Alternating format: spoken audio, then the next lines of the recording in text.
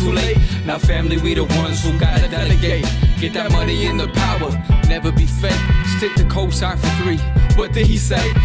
Create jobs, support our own. Educate the same and buy back your home. Got 3 degrees, triple 10. 3 PhDs, now we on the CNN. DBTV, let's talk about negligence. Ignorance is bliss, but we can turn it to intelligence. Believe none of what you hear, half of what you see. Let's break it down here on Dr. Boy's TV. Here we are. Hey guys, I don't want to be a smart ass, but I'm going to have to step up and say a little bit of I told you so. Not because I think that I know everything, but because I'm not stupid. I mentioned to you guys that from the very beginning that I never felt like the corona situation was as bad as the media was making it out to be. Well, it turns out that even mainstream liberal media is starting to agree with that assessment. NPR just put out an article basically saying that antibody tests point to a lower death rate than for coronavirus than first thought. It says mounting evidence suggests that coronavirus is more common and less deadly than it appears. The evidence comes from tests that detect antibodies to the coronavirus in a person's blood rather than the virus itself. The tests are finding large numbers of people in the U.S. who were infected but never became seriously ill. And when these mild infections were included in coronavirus statistics, the virus appears less dangerous. Quote, the current best estimates for the infection fatality risk are between 0.5% and 1%, says Caitlin Rivers, an epidemiologist at Johns Hopkins Center for Health Security.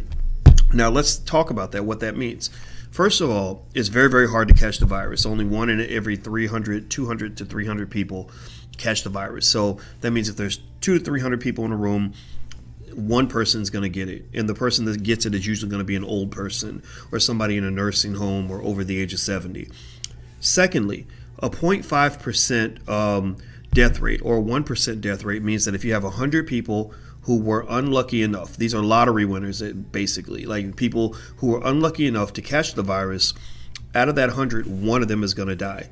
That one person most likely is going to be the 85-year-old in the nursing home who wasn't going to live that long anyway. It's not like you can talk about a 91-year-old as if that person has their whole life in front of them. People in that age demographic can die from a lot of different reasons. This is not me telling you that the virus was fake. It's not me telling you that that some of this isn't real. It's me telling you that you got to take time to look up the information for yourself and get information from different sources. Don't just run in your house and get scared just because they told you to do that. I mean, in fact, if you pay attention, a month ago they were telling you don't leave your house, and they were clowning the media, MSNBC, stuff like that. They were clowning people that got together in large groups. Now, with the protests, they're applauding people who are getting together in large groups. They're considering that to be a good thing. And so I'm not sitting here trying to say that it's not real. I'm saying that if it were super deadly, like if this virus were Ebola, there's no way on any level they would be applauding, tens of thousands of people getting together for a protest. They would say, no, protest on the internet, stay at home. This is not good. Now, let me read more. Hit the thumbs up button, by the way. If you haven't hit the thumbs up button, please do that. And put hashtag B1 in the chat. Let me know that you're Black First. B1 stands for Black First. It's very important because Black people don't have any allies. You got a lot of people out here claiming to be allies of Black people, and they're out here burning down buildings in your name, looting stores in your name. Pretty soon they'll be setting off bombs in your name, and you don't want that kind of heat. You're talking about National Guard, active duty military, all 4 branches on your ass, in addition to all the reserves coming in. There's about 1.3 million active duty soldiers in the United States. You don't want them running through your neighborhood with tanks and armored vehicles and machine guns. It's going to be ugly. But anyway, let me keep going. That's in contrast with death rates of 5% or more based on calculations that include only people who got sick enough to be diagnosed with tests. So they originally were saying that the death rate was 5%. It turns out that it's about 1/5 to 1/10 of that, right? So this was the original death rate estimate. It's actually way down here. And the revised estimates support an early prediction by Dr. Anthony Fauci in an editorial published in late March. Fauci and colleagues wrote that the case fatality rate may be considerably less than 1%. So, I think the question that I would always ask, and I've been asked this from the beginning, is this. If you remember, in the very beginning, they were predicting 2 million people were going to die. Because they predicted 2 million people were going to die, 38 million people lost their jobs, and many of them were okay with that because they thought 2 million people were going to die. Instead of 2 million people dying, 100,000 people died. That's a big number, but it's only 5% of the original estimate. So the question I would ask you is, feel free to answer in the chat, is if they had said in the beginning that we think 100,000 people are going to die, would 38 million people have been okay losing their jobs because of 100,000? 38 million is here, 100,000 is here. The majority of this 100,000, about 2/3 to 3/4, are people that are over the age of 70. So maybe a better strategy would have been to quarantine the 70-year-olds, quarantine the 80-year-olds, instead of quarantining all of society and shutting everything down, because you're dealing with a lot of real weird issues, and I do think there's a higher agenda at play.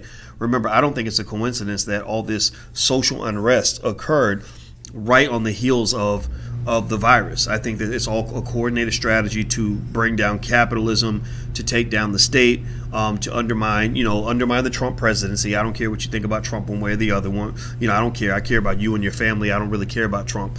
So the last piece I'll say here is they said the new evidence is coming from such places as Indiana, which completed the first phase of massive testing early in May. Indiana's program began soon after coronavirus cases began appearing in the state. The governor's office contacted Nir Menachemi, who chairs the Health Policy and Management Department at Indiana University's Richard M. Fairbanks School of Public Health. The government wanted basic information such as how many people had been infected and how many would die.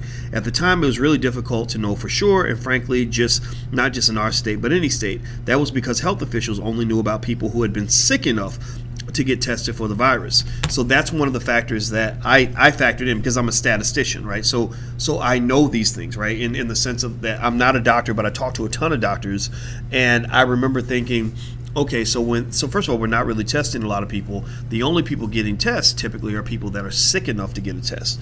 That means you're getting what they call selection bias in statistics. You're getting a sample that is not a random sample. It's a sample selected based on the fact that they were super duper sick.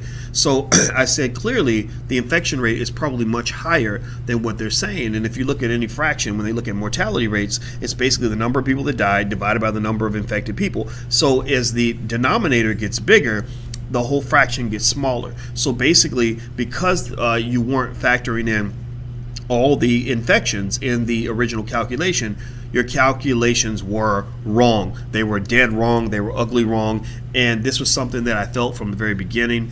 Even when you talk about extreme cases like Italy, there are a lot of factors that played a part in Italy. Italy's population is super old. And then if you really want to go deep into possible, not conspiracy, but just the stuff that's not mainstream, a lot of people in Italy had received a particular vaccine. And there was a lady who used to work with Dr. Fauci who talked about that. She said in Italy, they received this particular vaccine, and that vaccine may have made them more vulnerable or more likely to test positive.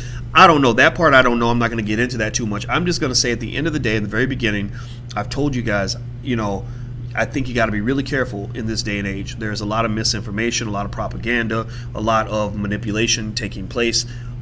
Think for yourself. Think for yourself. I'm not even going to tell you what to think because I'm not here to manipulate you. I'm just here to give you some more information you may want to consider as you think about what you want to do. But I'm reiterating over and over and over and over and over again, think for yourself. And I do that because I'm sure there are going to be people that are going to say, oh, Dr. Boyce is telling people to think this and think that. I don't do that.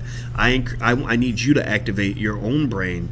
And I can be an advisor, but I should not be the person telling you what to do. Okay, guys, so make sure that you're smart. Make sure that you understand, especially when you talk about the chaos that's going on right now. Make sure you put the black agenda, make that premier to the other agendas. You got the liberal agenda, the gay agenda, the feminist agenda, the climate change agenda, the Antifa agenda, the Democratic Socialist agenda.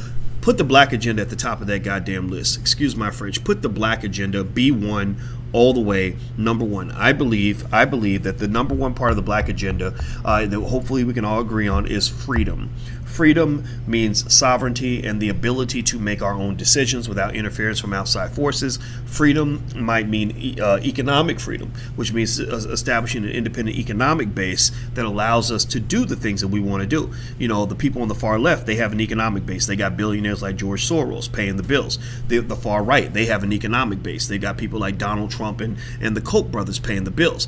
Black people, where's your economic base? Where's your economic base? Where's your economic base? That's where people like me come in. I'm a financial expert. I have a PhD in finance, and I'm telling you, the three areas I want you to focus on for yourself and your children, again, if you will hear me on this, is the three pillars of wealth: stock and bond investing, real estate investing, owning your neighborhoods, owning property, and then creating businesses. Small businesses create freedom. You can get off the corporate plantation. You're not working for white folks, and that way you're socially distancing yourself from white supremacy and from their racism and from their ridiculous behavior, because you have your own enclaves where you can do what you want to do as opposed to doing what somebody else wants you to do. So that's the agenda. The agenda for black people, in my opinion, is freedom. And if you can't agree with that, then you definitely need to unsubscribe from this channel, because I want you to be free. I want you to be free to do what you want to do. All right, guys, so I'm out of here. Do me a favor, hit the thumbs up button, hit the share button, hit the subscribe button. Also, if you haven't learned to buy your first share of stock, I can teach you for free. Go to firstshareofstock.com. That's firstshareofstock.com. Also, if you want to go check out some of the books that we have available that you'd like to buy, maybe Powernomics, stuff like that, you can actually go to drboycebooks.com. That's drboycebooks.com. I'm out of here, guys. Hit the thumbs up button on your way out. I'll see you soon. Take care. Peace.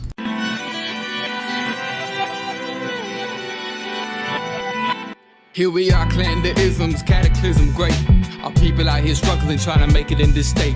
Everybody out here doing it, but we the ones who late. Now family, we the ones who gotta delegate. Get that money in the power, never be fake. Stick to cosign for 3. What did he say?